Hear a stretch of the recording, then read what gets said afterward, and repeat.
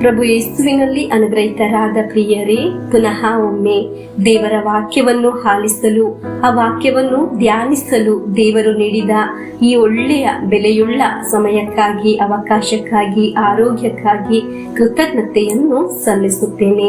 ಈ ದಿನ ಪ್ರಾರ್ಥಿಸುವಾಗ ಈ ಧ್ಯಾನ ಮಂದಿರಕ್ಕೆ ಬಂದು ನಿಯೋಗ ಸಮರ್ಪಿಸಿ ಪ್ರಾರ್ಥಿಸಿದವರನ್ನು ನೆನೆಸಿ, ಪ್ರಾರ್ಥನಾ ಕೋರಿಕೆಯನ್ನು ಸಲ್ಲಿಸಿದವರನ್ನು ನೆನೆಸಿ, ವಿಶೇಷವಾಗಿ ನಿಮ್ಮೆಲ್ಲರನ್ನು, ನಿಮ್ಮೆಲ್ಲರ ಕುಟುಂಬಕ್ಕಾಗಿ, ನಿಮ್ಮ ಕುಟುಂಬ ಜೀವನಕ್ಕಾಗಿ ಪ್ರಾರ್ಥಿಸುತ್ತೇನೆ. ಈ ವಾಕ್ಯವನ್ನು ಪ್ರತಿದಿನ ಆಲಿಸುವಾಗ ನಮ್ಮ ಜೀವನದಲ್ಲಿ ಅದ್ಭುತ ಸಂಭವಿಸಲಿ, ಬದಲಾವಣೆ ಸಂಭವಿಸಲಿ ಎಂದು ಪ್ರಾರ್ಥಿಸುತ್ತೇನೆ. ನಿಮ್ಮ ಮನೆ ಇರುವ ಸ್ಥಳ, ನಿಮ್ಮ ಪರಿಸರ, ಅಲ್ಲಿ ಪವಿತ್ರಾತ್ಮರ ಅಭಿಷೇಕ ಉಂಟಾಗಲಿ ಎಂದು ಪ್ರಾರ್ಥಿಸುತ್ತೇನೆ. ದೊಡ್ಡ ಸಾಲ ಬಾಧೆಯಲ್ಲಿ ನರಳುತ್ತಿರುವವರನ್ನು ಆ ಅವಸ್ಥೆಯಿಂದ ಬಿಡುಗಡೆಯಾಗಲಿ ಎಂದು ಪ್ರಾರ್ಥಿಸುತ್ತೇನೆ. ಒಳ್ಳೆಯ ಒಂದು ಮನೆಗಾಗಿ, ಮಕ್ಕಳ ಭವಿಷ್ಯಕ್ಕಾಗಿ, ಒಳ್ಳೆಯ ಕೆಲಸಕ್ಕಾಗಿ, ಆರೋಗ್ಯಕ್ಕಾಗಿ, ನಮ್ಮ ಎಲ್ಲರ ವಿಶೇಷ ಅಭಿಪ್ರಾಯಗಳಿಗಾಗಿ ಈ ವಾಕ್ಯದಲ್ಲಿ ನಮ್ಮನ್ನೇ ನಾವು ಸಮರ್ಪಿಸಿ ಪ್ರಾರ್ಥಿಸೋಣ. ಇಂದಿನ ವಾಕ್ಯ ಮಾರ್ಕನ ಶುಭ ಸಂದೇಶ 14ನೇ ಅಧ್ಯಾಯ 32ರಿಂದ 35ರವರೆಗೆ ವಾಕ್ಯಗಳು. ವಾಕ್ಯವನ್ನು ಆಲಿಸೋಣ. ತರುವಾಯ ಅವರೆಲ್ಲರೂ ಗೆತ್ಸಮನೆ ಎಂಬ ತೋಪಿಗೆ ಬಂದರು.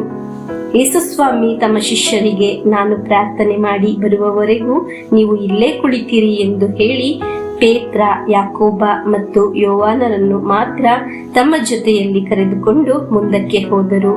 ಅಲ್ಲಿ ಅತೀವ ದುಃಖದಿಂದ ಚಿಂತಾಕ್ರಾಂತರಾಗಿ, ನನ್ನ ಮನೋವೇದನೆ ಪ್ರಾಣ ಹಿಂಡುವಷ್ಟು ತೀವ್ರವಾಗಿದೆ, ನೀವು ಇಲ್ಲೇ ಇದ್ದು ಎಚ್ಚರವಾಗಿರಿ ಎಂದರು.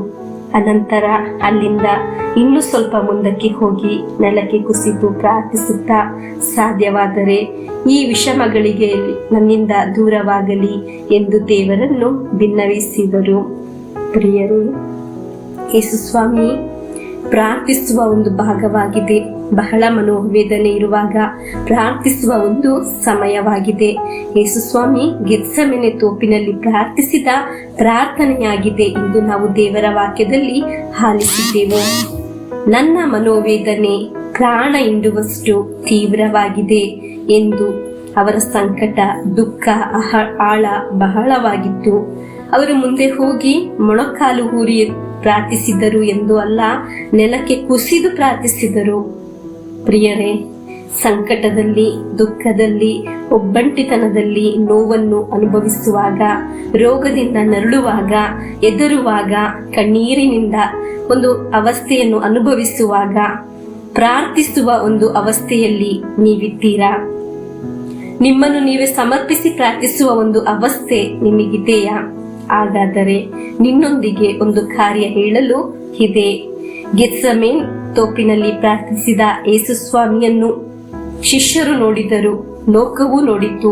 ಪ್ರಾರ್ಥಿಸುವ ಯೇಸುಸ್ವಾಮಿ ಆ ಸಂಕಟದಲ್ಲಿ, ನೋವಿನಲ್ಲಿ, ಶಿಲುಬೆಯಲ್ಲಿ ಪ್ರಾಣ ತ್ಯಾಗ ಮಾಡಿದ ನಂತರ ಲೋಕವು ನೋಡಿದ್ದು ಯೇಸುಸ್ವಾಮಿಯನ್ನು, ಪುನರುತ್ಥಾನವಾದ ಯೇಸುಸ್ವಾಮಿಯನ್ನು ಆಗಿದೆ.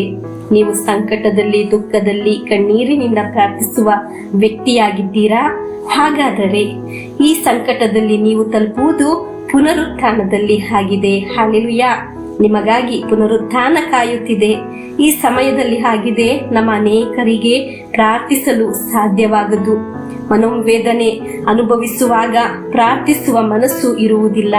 ಯಾಕಾಗಿ ಪ್ರಾರ್ಥಿಸುವುದು?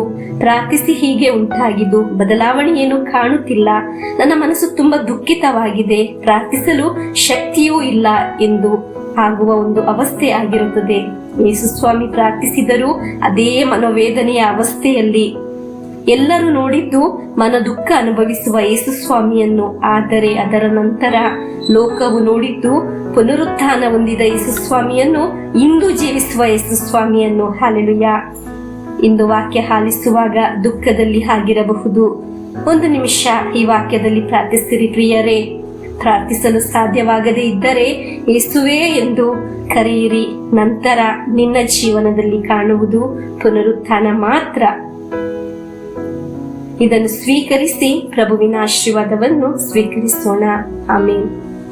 ನಮ್ಮ ಪ್ರಭು ಯೇಸು ಕ್ರಿಸ್ತರ ವರಪ್ರಸಾದವು, ದೇವರ ಪ್ರೀತಿಯು, ಪವಿತ್ರಾತ್ಮರ ಅನ್ಯೋನ್ಯತೆಯು ನಮ್ಮೊಡನೆ ಇರಲಿ.